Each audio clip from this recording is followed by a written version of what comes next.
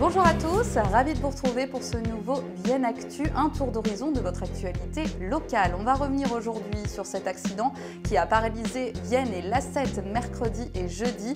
Des gros bouchons ont été enregistrés, des galères pour beaucoup d'entre vous. On partage vos témoignages et vos photos dans cette édition. Jazz à Vienne 2022, c'est dans un peu plus d'un mois et déjà l'édition se prépare avec un mobilier spécial intégré dans la ville. Des ateliers ont lieu en coulisses pour mettre de la couleur à Vienne. Vous entendrez l'une des animatrices d'ici quelques minutes.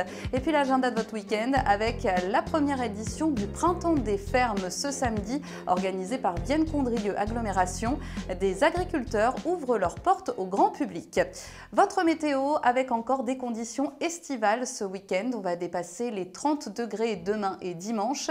Un conseil, profitez plutôt de votre samedi. Le soleil sera bien présent. Le temps devrait légèrement se dégrader dimanche. Et si vous avez du mal à supporter cette chaleur soudaine, prenez votre mal en patience. La canicule devrait s'installer encore pendant plusieurs jours. Des camions stationnés sur les voies, des automobilistes bloqués sur l'A7, des voitures laissées au péage de Reventin. Voilà ce qu'on a pu voir mercredi et jeudi autour de Vienne à cause d'un accident survenu mercredi midi à hauteur de Chasse-sur-Rhône. Un camion transportant des matières dangereuses a percuté une voiture. La conductrice âgée de 70 ans est dans un état grave. Les opérations d'évacuation du poids lourd ont pris du temps. L'autoroute a été fermée pendant presque 24 heures et c'est à Vienne qu'il y a eu le plus de bouchons. Merci pour vos partages de photos et de témoignages. On reste sur l'autoroute avec ces panneaux bientôt installés sur l'A7, des panneaux touristiques pour promouvoir Vienne Condrieu Agglomération. La décision a été votée en conseil communautaire pour remplacer les actuels panneaux installés depuis presque 40 ans. En bref, un point travaux avec ce chantier qui a commencé cette semaine, chemin du Grand Bois à Sessuel. La circulation est interdite dans le secteur pendant 4 semaines. Et à Vienne, petite précision concernant le chantier des containers enterrés sur la place Saint-Maurice. La phase de fouille archéologique est en cours et mobilise 6 places de stationnement. 4 seront de nouveau disponibles à la fin de cette première phase autour du 9 juin. Je vous le disais en titre, la 41e édition de Jazz à Vienne se prépare et cette année, l'espace public va être habillé aux couleurs du festival. En coulisses, des bénévoles s'activent à l'atelier des Célestes pour créer 7 projets urbains. Charlotte Abalé est la plasticienne qui encadre les ateliers. Alors, on va retrouver des suspensions de guirlandes de drapeaux, où à la fois il y a des enfants qui ont bombé sur les drapeaux, il y a des couturières dans les centres qui ont cousu, voilà, il y a eu des dons et aussi de la coupe ici. On va retrouver des grandes étendues en fait, accrochées à des filets, des petits fanions de couleurs, mais qui de dessous, je sais pas, peuvent à la fois évoquer des vagues, la mer, de la fourrure, enfin bon voilà, qui vont colorer en tout cas le ciel d'une rue dans le centre-ville. On va retrouver aussi des vinyles, presque 1000 vinyles accrochés dans les arbres, voilà, qui flottent au vent aussi.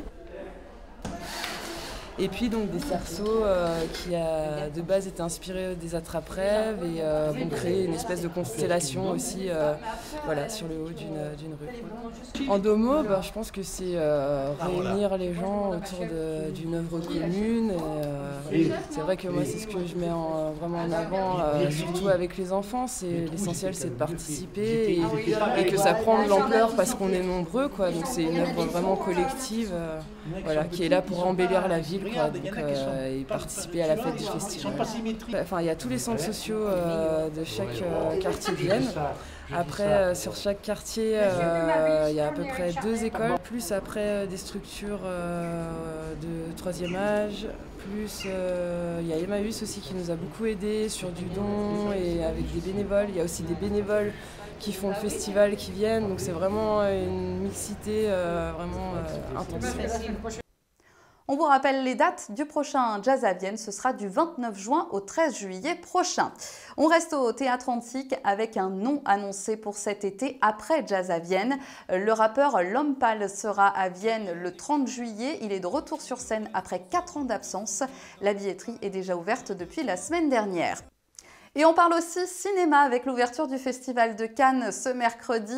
Tom Cruise, Kylie Minogue, Michel Hazanavicius ont déjà foulé les marches du tapis rouge et des films de la région sont aussi représentés comme L'Innocent de Louis Garrel. Des scènes ont été tournées au sud de Vienne à Salaise en janvier.